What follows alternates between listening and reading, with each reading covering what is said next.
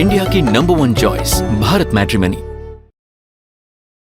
और बड़ी खबर है, जम्मू कश्मीर के नौगाम थाने में जोरदार धमाका हुआ। धमाके में 8 पुलिस वाले और उनके साथ 9 लोगों की मौत हो गई है। नौगाम धमाके में 27 लोग घायल हुए हैं। थाने के अंदर अमोनियम नाइट्रेट में हुआ है धमाका। एफएसएल की टीम के सैंपल लेते वक्त यह धमाका हो गया और जो जानकारी अब तक सामने आई है, इसमें 8 पुलिस वालों सहित 9 लोगों की जान चली गई है।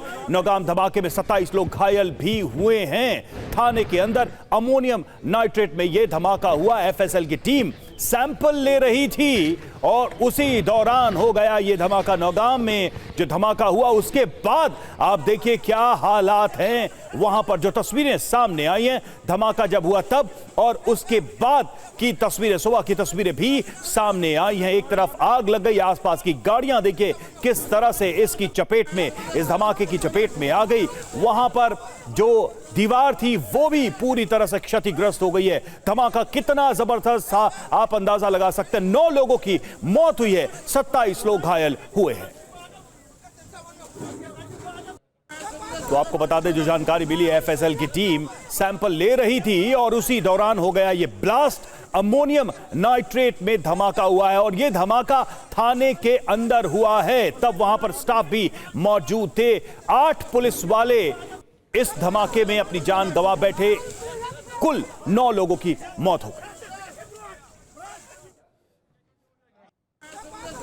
और दिल्ली ब्लास्ट के बाद एक और धमाका हो गया, वो श्रीनगर के नौगाम पुलिस थाने में। नौगाम थाने में हुए ब्लास्ट को लेकर नई खबर सामने आ रही है। बताया जा रहा है कि फरीदाबाद में मुजम्मिल के ठिकानों से जो 358 किलो अमोनियम नाइट्रेट बरामद हुआ था। धमाका उस वक्त हुआ जब एफएसएल की टीम यहां पर मौजूद थी। ये अमोनियम नाइट्रेट यहीं पर था और विस्फोटक की जांच की जा रही थी, सैंपल्स लिए जा रहे थे। जम्मू कश्मीर पुलिस ये विस्फोटक फरीदाबाद से लेकर आई थी और उसे नौगाम थाने में ही रखा गया था। इस धमाके में 9 लोगों की मौत हो गई है। धमाका इतना ताकतवर था, इतना इंटेंसिटी से भरा हुआ था कि पूरे थाने के परखच्चे उड़ गए। जो तस्वीरें हैं वो विचलित कर सकती हैं। कई गाड़ियां जलकर खाक हो गईं। धमाका बहुत जोरदार हुआ और जहां धमाका हुआ वहां अभी क्या हालात हैं, आज के हालात क्या हैं, महराज अहमद की लेटेस्ट रिपोर्ट दिखाते हैं। जो पुलिस के आला अधिकारी है वो घटनास्थल से निकल रहे हैं। हम कोशिश करेंगे कि अगर वो यहाँ पे बात करेंगे तो उनसे बात के आप देख सकते हैं। ये जो है जम्मू कश्मीर पुलिस के डीजीपी है और निकल रहे हैं अभी आला अधिकारी घटनास्थल से।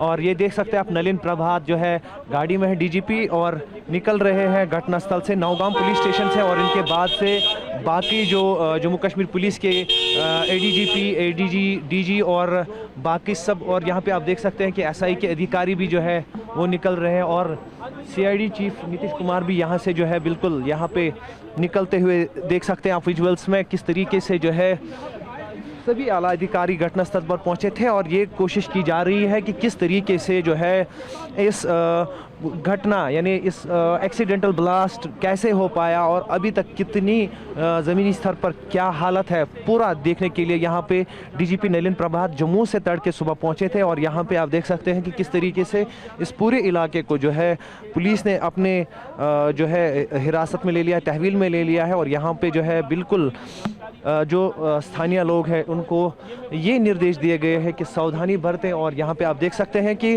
अधिक मात्रा में जो है पुलिस यहाँ पे पहुँच रही है और विशेषकर पुलिस की एसओजी ग्रुप जो है वो पहुँच रही है। और यहाँ पे आप देख सकते हैं कि किस तरीके से आहिस्ता आहिस्ता अब यहाँ से जो है आला अधिकारी जो है ग्राउंड जो है उसका जो है कहीं ना कहीं उसको देखने के बाद, उसका जायज़ा लेने के बाद आहिस्ता आहिस्ता अब निकल रहे हैं। और क्योंकि बता दें आपको कि कहीं ना कहीं ये जो एमोनियम नाइट्रेट था ये फरीदाबाद से तब पकड़ा गया था जब डॉक्टर मुजम्मिल ने खुलासा किया था।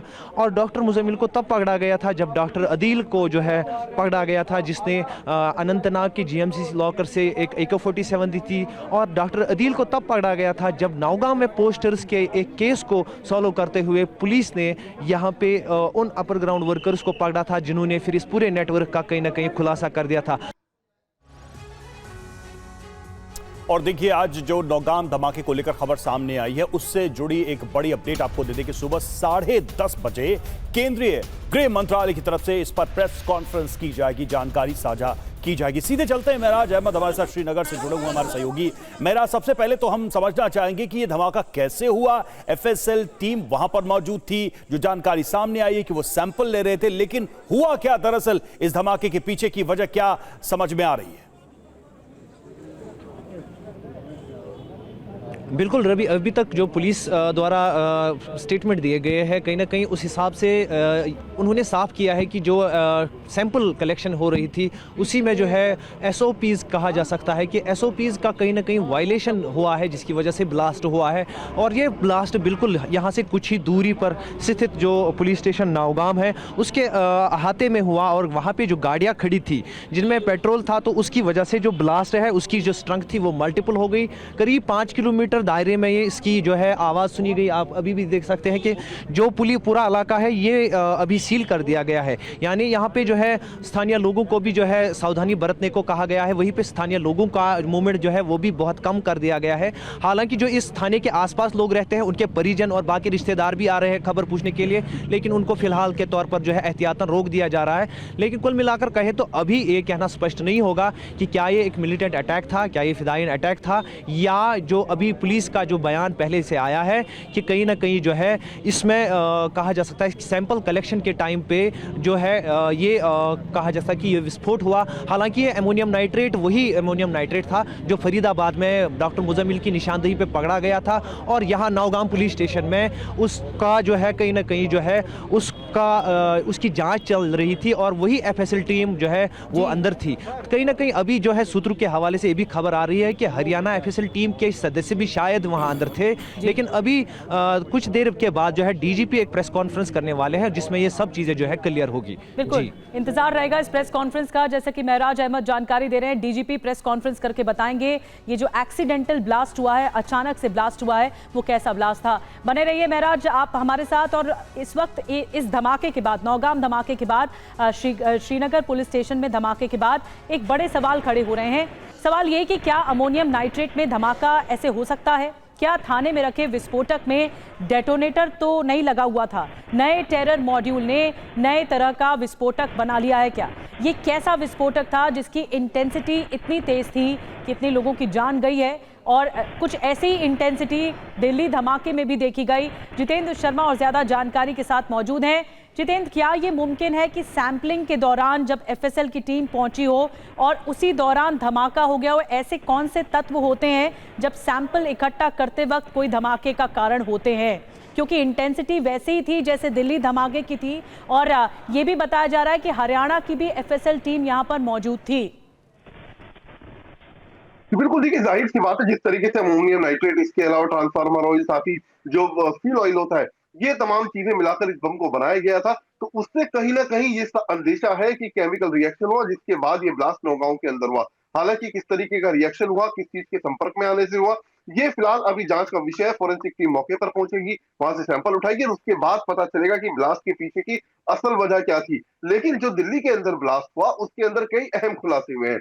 तफ्तीश के दौरान सामने आया कि दरअसल मौका वारदात से फोरेंसिक टीम को कुछ कटे हुए तार मिले हैं, इसके अलावा बैटरी के कुछ टुकड़े मिले। तो ऐसे में फोरेंसिक एक्सपर्ट्स का कहना है कि दरअसल इस ब्लास्ट के लिए अमोनियम नाइट्रेट, इसके अलावा फ्यूल ऑयल, ट्रांसफार्मर ऑयल, साथ ही इसे डिटोनेटर, और साथ ही इसे ब्लास्ट करने के लिए टाइमर की जरूरत होती है। और वो जो टाइमर है वो 9mm और 3mm दोनों की बैटरी से तैयार किया जा सकता है, और इस बम को बनाने में महज 5 से 10 मिनट का ही वक्त लगता है। तो ऐसे में अब सवाल जांच एजेंसी के सामने ये कि क्या जो उमर मोहम्मद था वो फरीदाबाद से इस बम को बनाकर बदरपुर बॉर्डर की तरफ से एंटर किया, या फिर उसने दिल्ली आकर इस बम को किसी जगह बनाया, या फिर लाल किले की पार्किंग में बनाया। तो ये वो तमाम सवाल है जो अब जांच एजेंसी के सामने है। बम किस तरीके से बना, ये पूरे तरीके से तस्वीर साफ हो चुकी है। इस बम को बनाना कोई बड़ा काम नहीं था, क्योंकि उमर जो था, जांच के दौरान ये भी सामने आया, और जो उसके साथी थे उन्होंने भी बताया कि उमर बम बनाने में एक्सपर्ट था, और खास तौर से अमोनियम नाइट्रेट, फ्यूल ऑयल, इसके अलावा ट्रांसफार्मर ऑयल, इन सबको मिलाकर उसे बम बनाना आता था। और जो डिटोनेटर है उसको हासिल करना आज के वक्त में कोई बड़ी बात नहीं बताई जाती। एक्सपर्ट्स का कहना है कि आराम से किसी भी कॉल माइन से इस तरीके के डिटोनेटर बिल्कुल जितेंद्र, अब सबसे बड़ा सवाल है कि नौगाम में जो हुआ है, दिल्ली में जो धमाके के बाद आप जो जानकारी दे रहे हैं, जो तथ्य निकलकर सामने आ रहे हैं, उनका कोई को रिलेशन होगा क्या? ये सारी चीजें जांच में पता चलेंगी। जो 10:30 बजे प्रेस कॉन्फ्रेंस होने वाली है उसका भी हमें इंतजार है। आप दोनों का बहुत बहुत शुक्रिया हमसे जुड़ने के लिए। इंडिया की नंबर 1 चॉइस भारत मैट्रिमनी।